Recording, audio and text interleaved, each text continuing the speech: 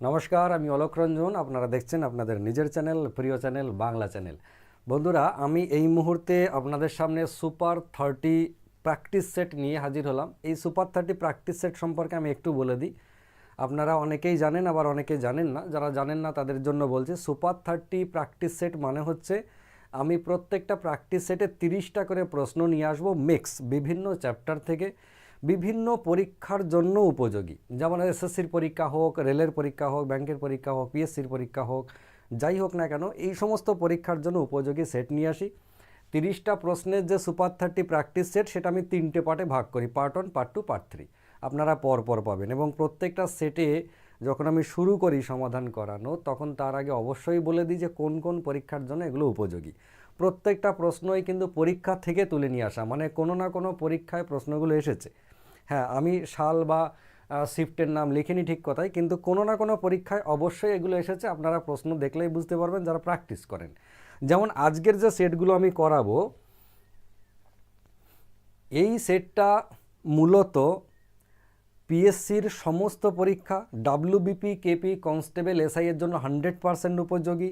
পিএসসির WBCS এর preliminary, miscellaneous, clerkship এবং group D, তার সঙ্গে আইসিডিএস রয়েছে। আবার আমরা যদি সেন্ট্রালের দিকে যাই তাহলে এমটিএস, সিএইচএসএল এবং সিজিএল এর টায়ার 1, রেলের এনটিপিসি, গ্রুপ ডি, এএলপি ইত্যাদি। এবারে আমাদের রাজ্যের যে পরীক্ষাগুলো রয়েছে, সেই পরীক্ষাগুলোতে যেহেতু অ্যারিথমেটিক বেস প্রশ্ন আসে, মানে অ্যারিথমেটিক আসে, সামান্য একটু জ্যামিতি আসে আর সামান্য একটু বীজগণিত আসে। তো আজকের যে সেটটা, সেটা পুরোটাই 100% হচ্ছে আমাদের রাজ্যের পরীক্ষার জন্য কাজে লাগবে এবং এইটা 100% সেন্ট্রালের পরীক্ষার জন্যও কাজে লাগবে। কিন্তু এসএসসির পরীক্ষা বা রেলের পরীক্ষা যদি আপনি দেন, তাহলে এর বাইরেও অ্যাডভান্সের প্র্যাকটিস সেটও প্রয়োজন। বোঝা গেল?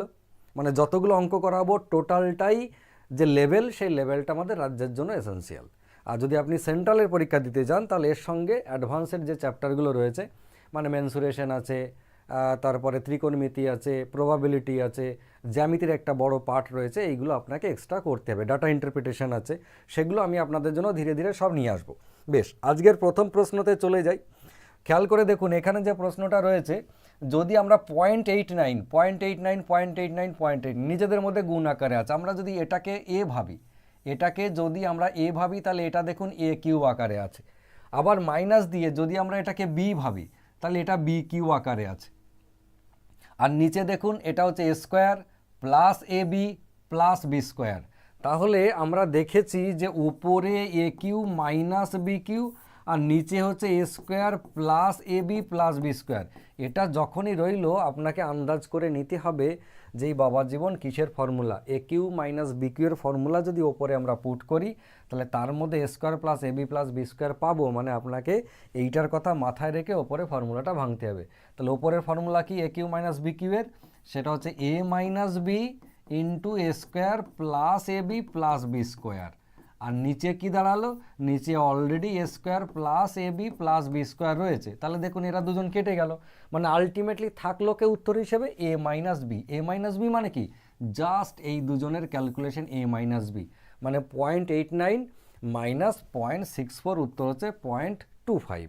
মানে আপনি যখন পরীক্ষায় অঙ্কটা পাবেন, তখন এই যে কি ফর্মুলা আসবে, নিচে কি আসবে, লিখবো, কাটবো, এইসব করতে যাবেন না। যারা নতুন তাদের জন্য বলছি, যারা পুরনো তারা কিন্তু একবারে এই অঙ্কটা যখনই দেখবে তখনই বুঝে যাবে যে এ ফর্মুলা বেস অঙ্ক, কখনোই যোগ বিয়োগ গুণ ভাগ করতে দেয় না, দেয়নি বা দেবে না। ফর্মুলা বেস অঙ্ক, ফর্মুলায় যাব, জাস্ট দেখে নেবো যে আলটিমেটলি পড়ে থাকবে কি এ মাইনাস বি, ওটাই উত্তর। কেমন? চলে আসি এবার আমরা 2 নম্বরে।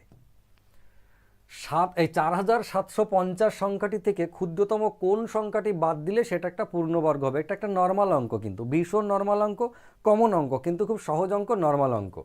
তা সত্ত্বেও আমরা কিছুটা সময় বাঁচানোর জন্য কি ট্রিক্স অ্যাপ্লাই করব? দেখুন, এই যে 4750 থেকে নিচের কোন সংখ্যাটা বাদ দিলে এটা একটা পূর্ণবর্গ হবে। এবার আমাদেরকে কিছু কনসেপ্ট অ্যাপ্লাই করতে হবে। যেমন ধরুন, এই যে 50 থেকে, মানে লাস্টে শূন্য আছে, 6 যদি বাদ দিই তাহলে এখানে থাকবে এককের ঘরে 4। বেশ, যেই 2 বাদ দিই এটা থেকে, তাহলে থাকবে 8। শূন্য যদি শূন্য থেকে বাদ দিই থাকবে 0, আর 2 যদি ওখান থেকে বাদ দিই 8 থাকবে। এবার আমরা একটা কনসেপ্ট জানি যে পৃথিবীর কোনো সংখ্যার যদি আমরা স্কোয়ার করি, গোটা পৃথিবীতে যত সংখ্যা আছে, কোনো সংখ্যার যদি স্কোয়ার করি তাহলে 8ও কোনো দিন আসে না, আর কি আসে না, 2 আসে না, 3 আসে না, 7 আসে না, 8 আসে না, এরা কোনো দিনই আসে না। মানে পৃথিবীর কোনো সংখ্যার স্কোয়ার করলে তাতে আপনি 12 করবেন, 22 করবেন, 32 করবেন, যাই করবেন, এই 4টে সংখ্যা কোনো দিনই আসে না। তাহলে এরা যেহেতু দলে আছে তাহলে এই দুজন কিন্তু শুরুতেই কাটা। পরের লোকে মানে বর্গ সংখ্যা যদি করি তাহলে 0 এবং 4 আসে। এবার আমরা শূন্যটা টেস্ট করি। 210 যদি এখান থেকে বাদ দিই, 4750 থেকে 210 মানে 540, 4540। আপনি দেখেই বুঝতে পারবেন, যারা একটু চর্চা করেন তারা দেখেই বুঝতে পারেন এ বাবা জীবন কারো স্কোয়ার হতে পারে না, এরকম একটা বিদঘুটে 4540 এ হবে না। তাহলে উত্তর হচ্ছে 126। এবার আপনি কনফার্ম হওয়ার জন্য কি করবেন, 4750 থেকে 126 বাদ দিন, তাহলে এখানে থাকবে 24 আর এখানে 624, 4624 এটা যেটা রইল, তাই তো 4600, 700, 24 আর 26 50, ঠিক আছে। তাহলে 4624 এই সংখ্যাটা আদৌ স্কোয়ার কিনা, হ্যাঁ লাস্টে তো 4 থাকবেই, স্কোয়ার নাম্বারে লাস্টে 4 থাকে, তাহলে এটা হতে পারে। এবার আপনি যেহেতু বাকি 3টে অপশনকে এলিমিনেট করতে পেরেছেন, সুতরাং এটা উত্তর, তাতে আপনার সময় বেঁচে গেল। যদি আপনার মনে হয় যে না টাইম আছে, একটু চেষ্টা করে দেখি অ্যাকুরেট জিনিসটা বার করে নিই, তাহলে এই বাবা জীবন মনে আছে এরকম যেমন ভাগ করতাম আমরা। এবার এটাতে কত কত দেব, এটা হচ্ছে 6 6 36 দিলাম, 7 7 49 বেশি হয়ে যেত, থাকলো কত 10, নামালাম কত 24, এই 6টা এপাশে নিয়ে এসে 12 করে দিলাম।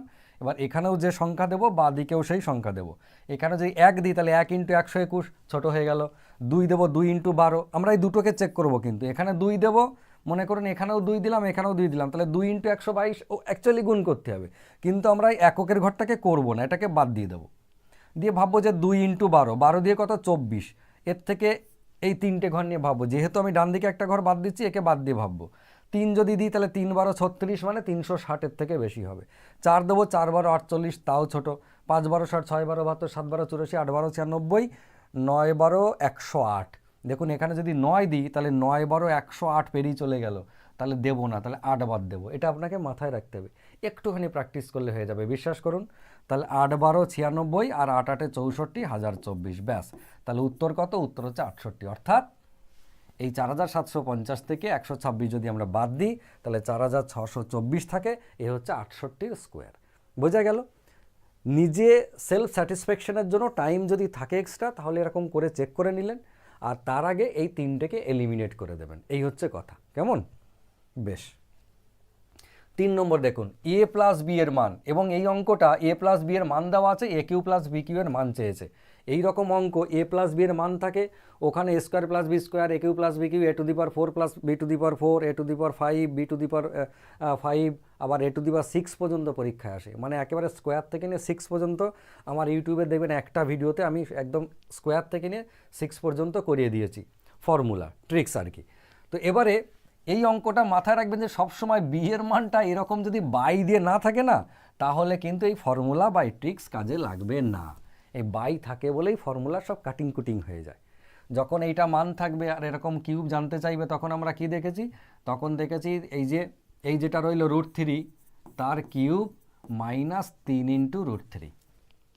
এই 3টা কিসের, এই 3টা হচ্ছে ফর্মুলার, আর এই √3টা কিসের, এই √3টা হচ্ছে এই যে মানটা দেওয়া থাকবে সেইটা, তাই না?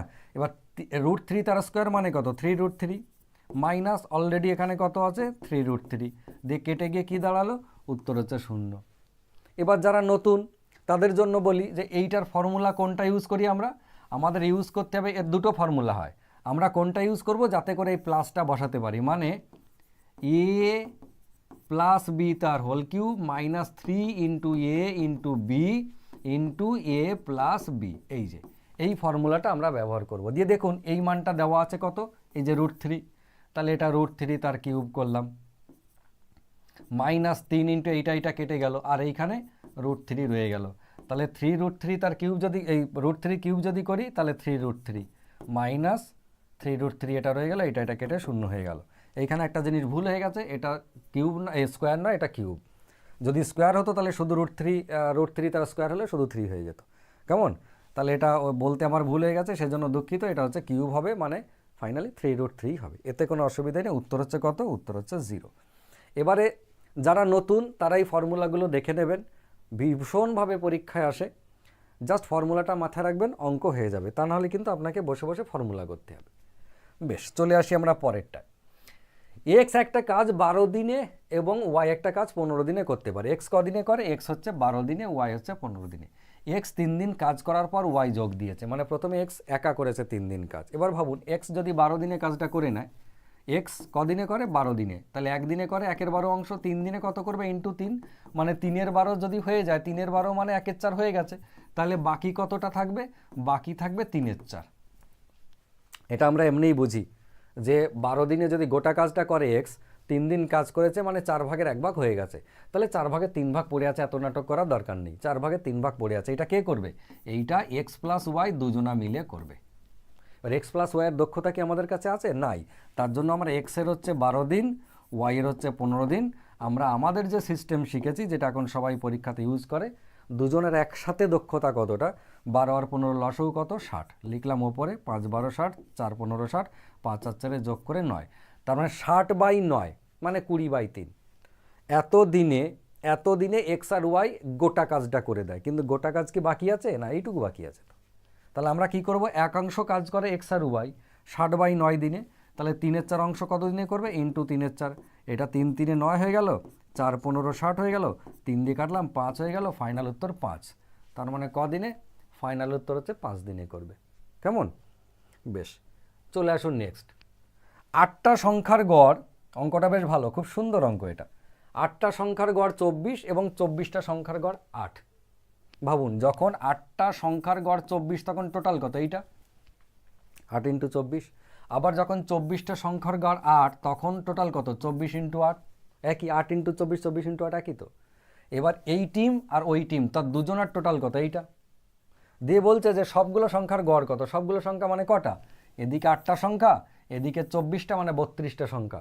তাহলে একে আমরা কি করব? 32 দিয়ে ভাগ করে দেবো। এটাই তো নর্মাল পদ্ধতি, মানে এই টিমের টোটাল, ওই টিমের টোটাল, তাকে 32 দিয়ে ভাগ, মানে টোটাল সংখ্যা দিয়ে। কিন্তু একটা জিনিস খেয়াল করে দেখুন, এটাও যা ওটাও তাই, দুটো একই সংখ্যার যোগ করাও যা, 2 দিয়ে গুণ করে দেওয়াও তাই। মানে 3 + 3 আর 3 ইন্টু 2 একই ব্যাপার তো। তার মানে একই সংখ্যা যোগ না করে আমরা কি করব? কায়দা করে জাস্ট এই কনসেপ্ট কি এটার মধ্যে, এইটাকে মুছে দেবো। 24 ইন্টু 8টাকে মুছে এখানে একটা 2 দিয়ে গুণ করে দিলাম, তাহলেই তো হয়ে গেল। এটা সুবিধা কি হলো? সুবিধা হচ্ছে দেখুন, কাটাকাটি সুবিধা। 8 এখান থেকে 3 নিলাম, তাহলে 3 6 18, 3 8 এখান থেকে 4 নিলাম, 4 6 24। একটু ক্লিয়ার করে বলে দিই, আপনাদের বুঝতে সুবিধা হবে। ছোট ছোট করে কাটতে চাইছি না। নিচে 32 আছে, আমি এখানে 8 পেয়েছি, তাহলে একটা যদি 4 নিয়ে এদের মধ্যে থেকে, 4 8 32, 32 একবারে কেটে দেবো। তাহলে 32, 8 নিলাম, এখান থেকে 4 নিলে 6 পড়ে থাকলো। তাহলে আলটিমেটলি 6 দিয়ে 12 হচ্ছে উত্তর। উত্তর কত? উত্তর হচ্ছে 12। মানে আমি একবারে কাটলাম আর কি, ওপর নিচে নিয়ে, দুটো মিক্স করে নিয়ে। কেমন? পরেরটা দেখুন। একটা থলিতে, প্রচণ্ড কমন অঙ্ক, এটা ভীষণ কমন অঙ্ক। একটা থলিতে 25 পয়সা, 10 পয়সা এবং 5 পয়সার মুদ্রা 1 2 3 অনুপাতে রয়েছে। যদি থলের সমগ্র মুদ্রার মূল্য 30 টাকা হয়, তবে ওই থলেতে 5 পয়সার মুদ্রা কত আছে? ভীষণ কমন অঙ্ক, প্রচণ্ড পরিমাণে পরীক্ষায় পড়ে, ছেলেদের কোনো ডিস্টার্বই হয় না এটা নিয়ে। আমি টুক করে আপনাদেরকে বলে দিই, এই অঙ্কগুলো যখন আসে পরীক্ষায়, আপনাকে একটি কাজ করতেই হবে, বাকি যা খুশি করুন। সেই কাজটা কি? সেটা হচ্ছে 25 পয়সা, 10 পয়সা আর 5 পয়সা যেটা রইল এইখানটায়, কটা করে? 1 2 3, মানে এই বাবা জীবন একজন, এরা দুজন, এরা তিনজন রইল। 25 পয়সা একটা যদি হয়, টোটাল 25 পয়সা, 10 পয়সা দুটো হলে টোটাল 20 পয়সা, 5 পয়সা তিনটে হলে টোটাল 15 পয়সা। এই টোটাল যে পয়সার গল্পটা আমি আপনাদেরকে বলছি, 25 30 40 50 60, টোটাল হচ্ছে 60 পয়সা। তার জন্য কটা কয়েন লাগে? 3 দিয়ে 5 রেখে 6টা কয়েন লাগে। 6টা কয়েনে 60 পয়সা, মানে কিন্তু 10 গুণ কয়েন, তার থেকে 10 গুণ হচ্ছে পয়সা। 6টা কয়েনে 60 পয়সা, এটা আমরা মাথায় রেখে দিলাম। এবারে যেটা প্রশ্নতে বলেছে, টাকা বলে দিয়েছে, কয়েন জানতে চাইছে। তার মানে এই যে টাকা কত? 30 টাকা। আপনাকে মাথায় রাখতে হবে যে 30 টাকা মানে 3000 পয়সা। 30 টাকা মানে 3000 পয়সা। 3000 পয়সার মধ্যে কয়েন কতগুলো আছে? ব্যাগের মধ্যে 3000 পয়সা, কয়েন কতগুলো? এখান থেকে বার করব। 60 পয়সা হওয়ার জন্য 6টা কয়েন লাগে, মানে 10 ভাগের 1 ভাগ। তাহলে 3000 পয়সা হওয়ার জন্য 300টা কয়েন লাগবে, 10 ভাগের 1 ভাগ। আর ঐকিক নিয়ম করলাম না, এখান থেকে ট্যালি করে নিলাম, 10 ভাগের 1 ভাগ লাগছে। এবারে যে 300টা কয়েন আছে, 3 রকম কয়েন আছে এর মধ্যে। কে কে? 20 পয়সা, এই 25 পয়সা, 10 পয়সা, 5 পয়সা। আমাদের উত্তরে জানতে চেয়েছে, উত্তরে নয় প্রশ্নতে জানতে চেয়েছে 5 পয়সা কতগুলো আছে। আমরা আবার কি করব? দেখুন 6টা কয়েনের মধ্যে 5 পয়সা হচ্ছে 3টে, অর্ধেক অর্ধেক, ব্যাস। তাহলে 300-র 5 পয়সা মানে 150টা, একাই অর্ধেক। যদি 10 পয়সা কটা বলতো, দেখতাম 6টা কয়েনের মধ্যে 10 পয়সা হচ্ছে দুটো, 6টার মধ্যে দুটো মানে 3 ভাগের 1 ভাগ, 3 ভাগের 1 ভাগ মানে ক পিস, 100 পিস হচ্ছে 10 পয়সা। আর বাকি যেটা পড়ে রইল 6 ভাগের 1 ভাগ, 6টার মধ্যে একটা হচ্ছে 25 পয়সা, 6 ভাগের 1 ভাগ মানে কত, 6 ভাগের 1 ভাগ মানে 50। তাহলে এইটা হচ্ছে 25 পয়সা, এইটা হচ্ছে 10 পয়সা, এটা হচ্ছে 5 পয়সা, ব্যাস। আপনার যেটা চাইবে পরীক্ষায় আপনি সেইটা শুধু বার করে নেবেন। বারবার ঐকিক নিয়মে করব, বড় বড় সাইজ হবে, দরকার কি আছে? যতটা পারবেন কনসেপ্ট লাগাবেন, আইডিয়া লাগাবেন, একটুখানি প্র্যাকটিস করলেই হয়ে যাবে, ব্যাস। চ্যাপ্টার ভিত্তিক পড়াশোনা করার সাথে সাথে যদি মোটামুটি প্র্যাকটিস করেন, এসব কিচ্ছু আটকানোর কথা নয়। নেক্সট, একটা ঘনকের কর্ণের দৈর্ঘ্য 6√3 সেন্টিমিটার, ঘনকটির আয়তন কত? যদি আপনি ঘনকের, এই যে কর্ণের দৈর্ঘ্য বলেছে, ঘনকের যদি আপনি কর্ণ এর ফর্মুলা যদি না জানেন তাহলে কিন্তু মুশকিল আছে। কর্ণ মানে কি? কর্ণ মানে হচ্ছে √3 ইন্টু বাহু, এটা হচ্ছে কর্ণ, √3 ইন্টু বাহু, কেমন? তো এইটা হচ্ছে কর্ণ। এবারে কর্ণ কত দিয়েছে? এইটা। আপনি তাহলে বাহু সমান কী বার করবেন? বাহু লাগবে কেন? কারণ আয়তন বার করতে গেলে ঘনকের আয়তনের কিউব, এই বাহুর কিউব করতে হয়। ভালো কথা, তাহলে বাহু সমান কত? কর্ণ বলেছে 6√3, আর এই √3টার এইখান থেকে ওই দিকে চলে গেল √3, কেটে গিয়ে কী পড়ে থাকলো? শুধু 6, মানে কে? বাহু হচ্ছে 6, তো বাহু যদি 6 হয় তাহলে তার আয়তন কত? আয়তন কত? আয়তন হচ্ছে 6-এর কিউব, 6-এর কিউব মানে 216 ঘন সেমি। এবার আপনি পরীক্ষার হলে যেই আপনার কর্ণের ফর্মুলা মুখস্থ যেই পড়বে, আপনি জানেন কর্ণ মানে হচ্ছে √3 ইন্টু বাহু, তাহলে √3 যদি কাটা চলে যায় তাহলে 6 থাকবে পড়ে, বোঝা গেল? ব্যাস, √3 দিয়ে ভাগ করে দিলেই যা থাকবে কর্ণ তাকে √3 দিয়ে ভাগ করে দিলেই আমরা বাহু পাবো। দুবার অভ্যেস করলেই দেখবেন একই অঙ্ক যখন দুবার আপনি প্র্যাকটিস করবেন আপনার এমনি মাথায় চলে এসেছে। তবে কি মাঝে মাঝে আপনাকে প্র্যাকটিস করতে হবে। বেশ, ভীষণ ভালো অঙ্ক। দেখুন প্রত্যেকটা অঙ্ক এই সেটে ভীষণ সুন্দর অঙ্ক, প্রচণ্ড পরিমাণে পরীক্ষা আসে। যারা প্রশ্ন নিয়ে ঘাটাঘাটি করেন বিভিন্ন চাকরির পরীক্ষা তারা জানেন 20% হারে চিনির মূল্য হ্রাস করলে একজন ক্রেতা 160 টাকায় 2.5 কেজি চিনি বেশি পায়। এই চিনির মূল্য বৃদ্ধি পেয়েছে, একটা পরিবার যদি চিনি বাবদ খরচ একই রাখতে চায় তাহলে ভোগ কতটা কমাবে? ওটা হচ্ছে চিনির দাম কমে যাওয়া বা পেট্রোলের দাম কমে যাওয়া, কয়লার দাম কমে যাওয়া। আর এইখানে বলেছে এই বৃদ্ধি পাওয়া, আর এখানে বলেছে কমে যাওয়া, কেমন? তো এই যে কমে গেছে 20% কমে গেছে।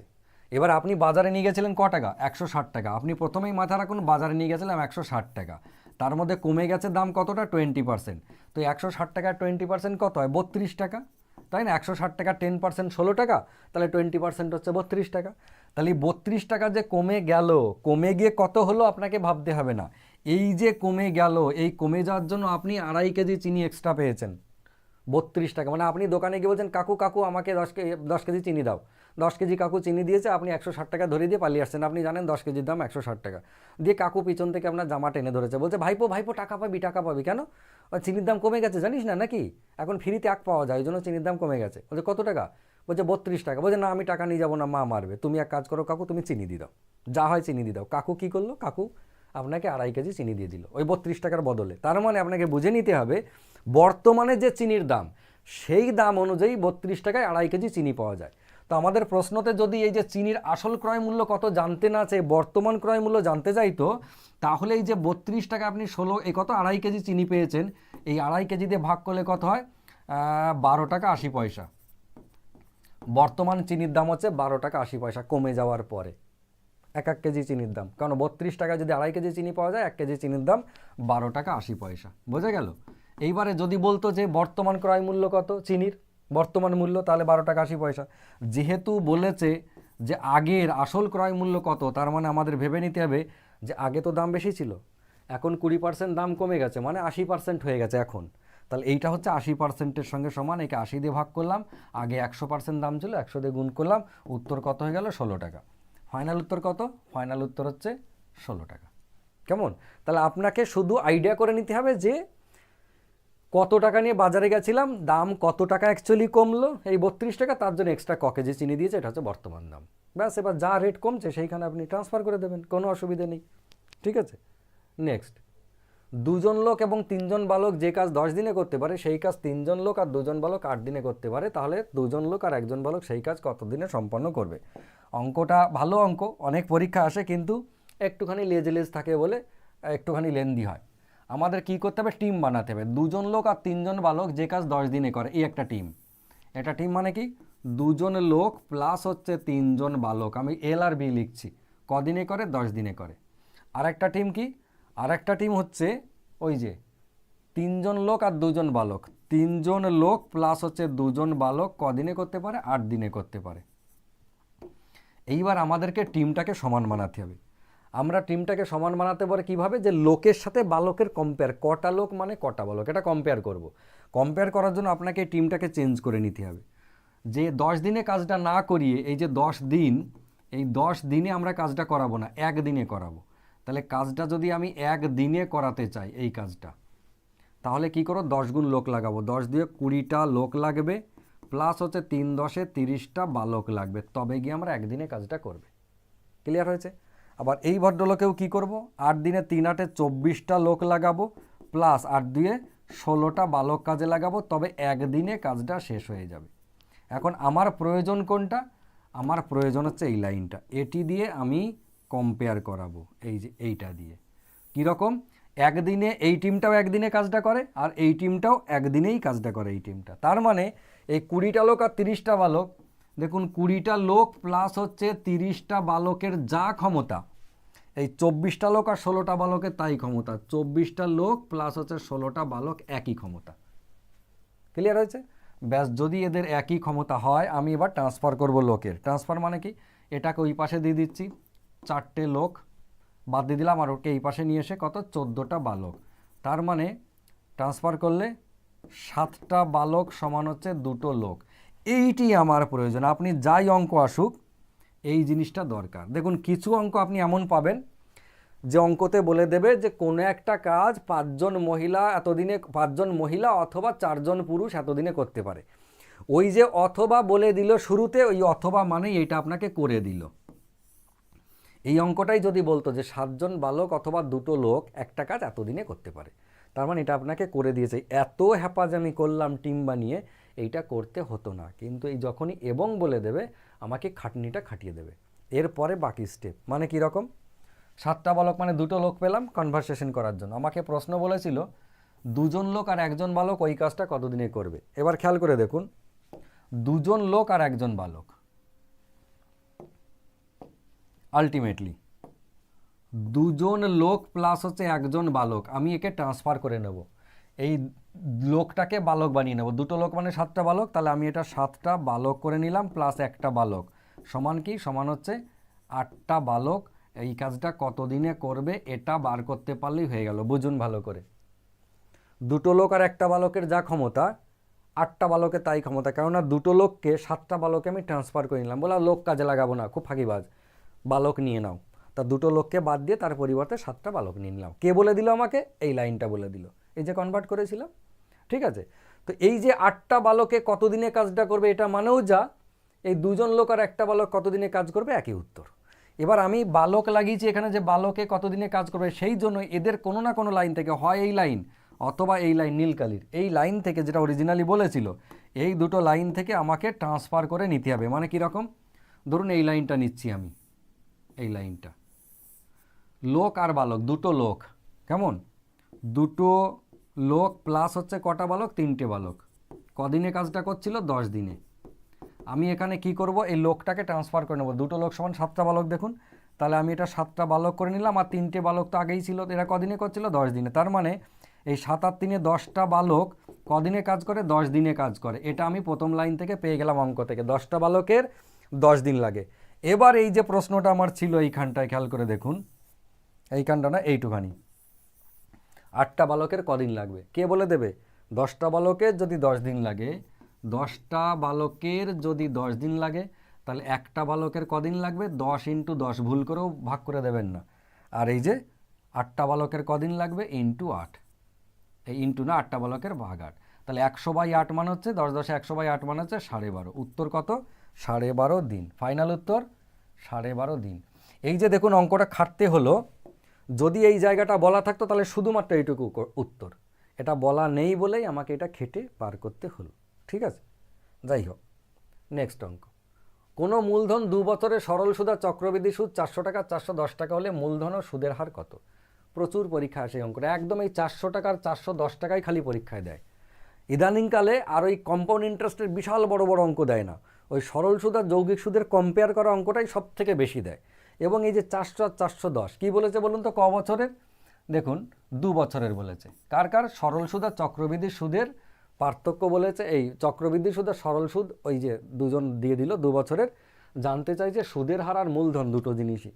আমরা কি করব দেখুন, আমরা জানি এটা যদি সিম্পল ইন্টারেস্ট হয়, এসআই হয়, কত টাকা? 400 টাকা, কেমন এসআই। আর এইদিকে হচ্ছে কম্পাউন্ড ইন্টারেস্ট। এই যে 400 টাকা 2 বছরের যদি হয় তাহলে নিশ্চয়ই 200 টাকা 200 টাকা হয়েছে। খেয়াল করুন, নিশ্চয়ই 200 টাকা 200 টাকা হয়েছে। দূর বাবা, সরল সূত্র প্রতি বছর একই, 400 টাকা 2 বছরে মানে 200 200। যৌগিক সুদেও কিন্তু প্রথম বছর 200 টাকা হবে, যৌগিক সুদেও প্রথম বছর 200 টাকা হবে, পরের বছরও 200 টাকা হবে, কিন্তু এই 200 টাকার একটা ইন্টারেস্ট হবে, সেটাই হচ্ছে এক্সট্রা। তাহলে এই যে সিআইটা কত ছিল? 410, তাহলে এই জায়গাটা নিশ্চয়ই 10 টাকা। এবার এক্সট্রা যেটা, এবার আপনি বলুন তো, আমাকে আর কিছু বলতে হবে না, সরল সুদ ভেঙে নিলাম, যৌগিক সুদটা ভাঙলাম 200 200, কিন্তু এই সুদটার সুদ হচ্ছে এক্সট্রা হলো 10 টাকা, ওই যেখানে বলেছিল 10 টাকা এক্সট্রা।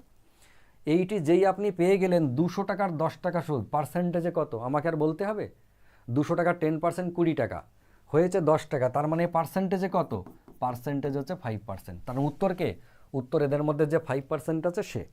এবার মূলধন কত আপনি বলে দেবেন যে 5% মানে যদি 200 টাকা হয়, মানে 5% মানে যদি 200 টাকা হয়, তাহলে 10% মানে নিশ্চয়ই 400 টাকা, তাহলে 100% মানে নিশ্চয়ই 4000 টাকা। তাহলে মূলধন কত? মূলধন আছে 4000 টাকা, আর ট্যাক্সের রেটটা কত? 5%। ক্লিয়ার হলো? ব্যাস, এই গেল আমার পার্ট 1। আপনাদের কেমন লাগলো জানাবেন, যদি ভালো লাগে তাও জানাবেন, খারাপ লাগলে তাও জানাবেন, কেন খারাপ লাগলো তাও জানাবেন। আমি আগামী ভিডিওতে পার্ট 2 নিয়ে আসছি। ততক্ষণ সবাই ভালো থাকুন, সুস্থ থাকুন, সুন্দর থাকুন। নমস্কার।